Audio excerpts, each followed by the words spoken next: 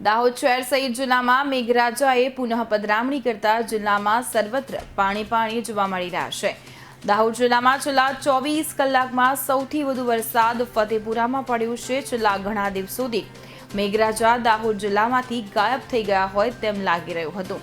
છેલ્લા ઘણા દિવસોથી અસહ્ય ગરમી તેમજ બફારાથી લોકો ત્રાહિમામ પુકારી ઉઠ્યા હતા અને દાહોદ શહેર સહિત જિલ્લામાં અત્યારે મેઘરાજા મહેરબાન થતા જિલ્લામાં તમામ સ્થળોએ વરસાદી પાણી જોવા મળી રહ્યા છે।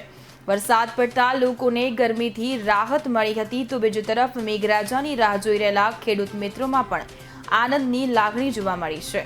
દાહોદમાં વરસાદને કારણે નદીઓ તેમજ જળાશયોમાં પાણીની આવક વધી છે તો ભારે વરસાદથી દાનપુર તાલુકાના વાંકુટા ગામે ભાભોર ફળિયાને જોડતો કોઝવે નદીના વહેણમાં ધોવાયો છે, જેના કારણે અનેક ગ્રામજનો સંપર્ક વિહોણા બન્યા છે।